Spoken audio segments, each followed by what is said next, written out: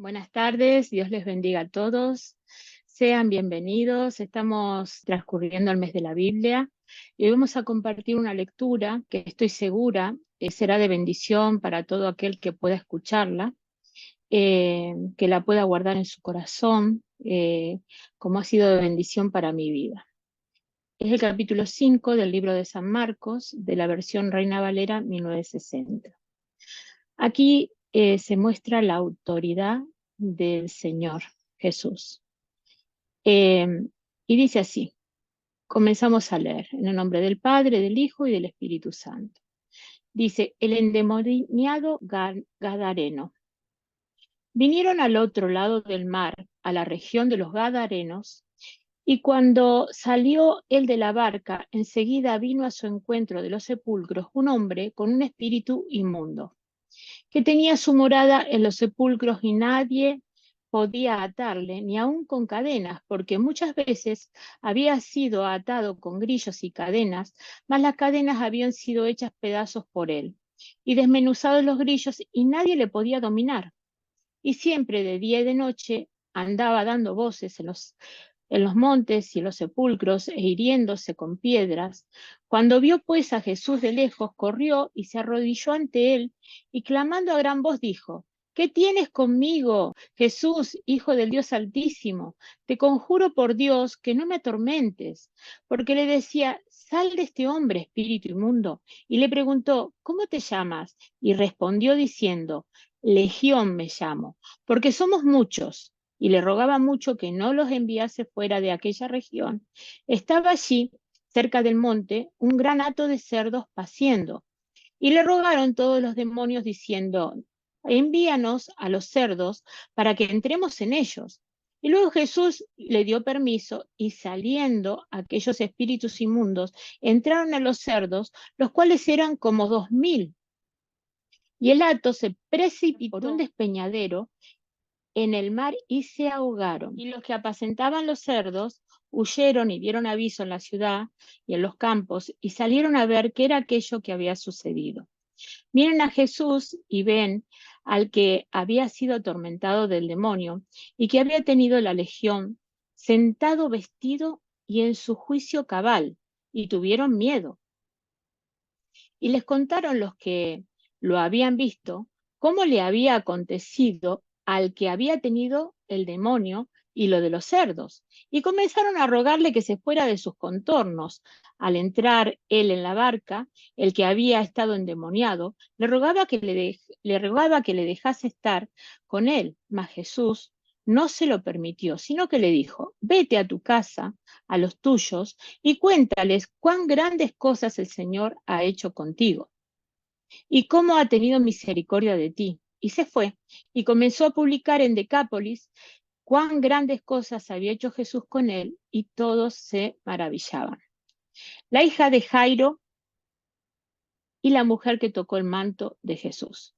Pasando otra vez Jesús en una barca a la orilla, se reunió alrededor de él una gran multitud, y él estaba junto al mar. Y vino uno de los principales de la sinagoga, llamado Jairo, y luego que le vio, se postró a sus pies y le rogaba mucho, diciendo, mi hija está agonizando. Ven y pon las manos sobre ella, para que sea salva y vivirá.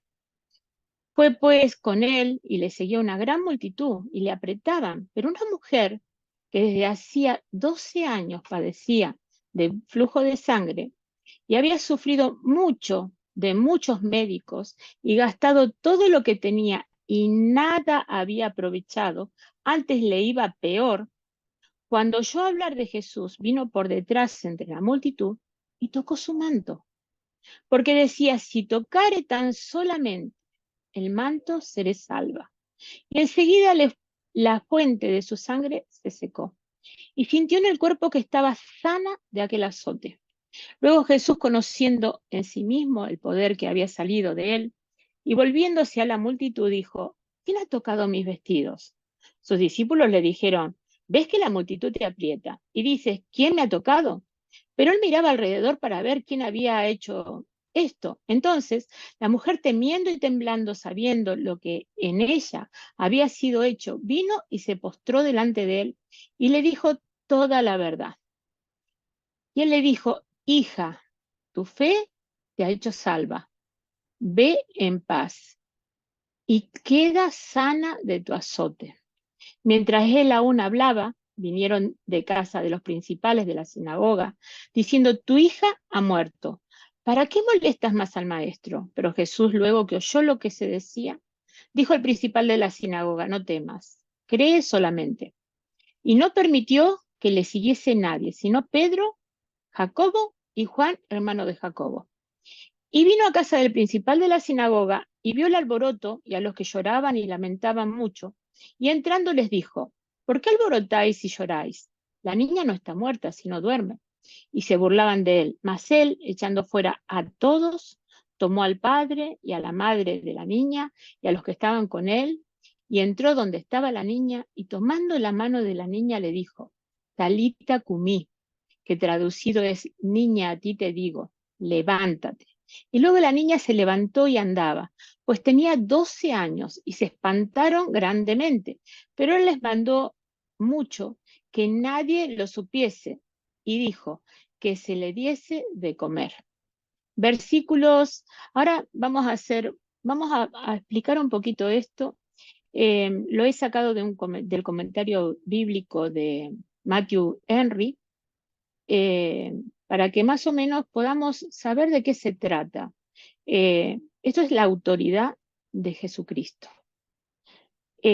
Aquí se lo podemos dividir en tres partes, ¿no? La sanidad del endemoniado, la sanidad de una mujer y la hija de Jairo que es resucitada. Vamos a ver desde el versículo 1 al 20 la sanidad del endemoniado.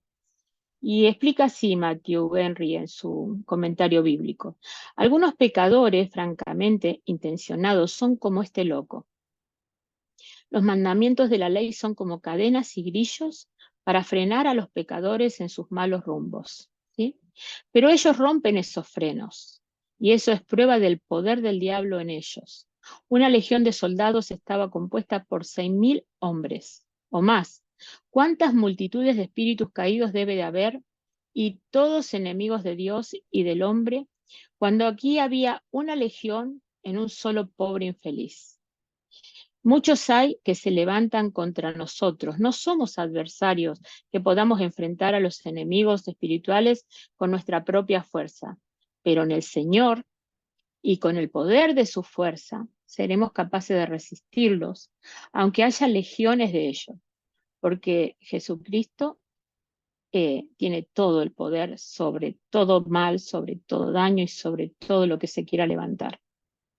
Ahora, del versículo 21 al 34, habla sobre la sanidad de una mujer, ¿no? Un evangelio el comentario bíblico dice, un evangelio despreciado irá donde sea mejor recibido. Uno de los dirigentes de una sinagoga buscó fervorosamente a Cristo porque una hijita de 12 años estaba muriendo. Pero en el camino, el Señor, cuando iba por el camino, rodeado de gente, también hizo una sanidad. Entonces quiere decir, dice aquí, debemos hacer el bien no solo cuando estamos en casa, sino cuando vamos por el camino. Común es que la gente no recurra a Cristo, sino cuando ya han probado en vano todas las demás ayudas y hallaron, como ciertamente suele ocurrir que eran médicos sin valor. Algunos corren en dirección de las diversiones, de las compañías alegres, otros se zambullen en los negocios y hasta la embriaguez, otros se dedican a establecer su propia justicia o se atormentan con vanas supersticiones. Muchos perecen en tales caminos, pero nadie encontrará jamás reposo para el alma con tales métodos. Mientras aquellos a quienes Cristo cura de la enfermedad del pecado hallan en sí mismo un cambio total para mejor. Como los actos secretos de pecado, así los actos secretos de fe son conocidos por el Señor Jesús. Ahora quiero yo dar una opinión mía, ¿no? Estaba toda la multitud y esta mujer con el flujo de sangre pensó en su corazón, lo pensó en su mente, tenía una fe sobrenatural. Y ella dijo, si tan solo tocare el borde de su manto, seré sana, ¿no? Entonces, ella tocó el manto y el Señor Jesús se dio vuelta y la empezó a buscar, ¿no? Esta parte a mí me toca mucho porque sé que Dios te busca cuando tú actúas con fe. Dios te va a buscar entre la multitud, porque la fe hizo que Él buscara a esta mujer. De Él salió virtud, dice aquí. De Él salió poder, dice aquí.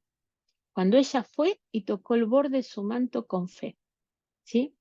Dice que el Señor es nuestra salvación, quien por fe, muchas personas por fe son sanados de sus enfermedades espirituales y tienen razón para irse en paz, porque cuando Jesús te sana, verdaderamente encontrás esa paz sobrenatural.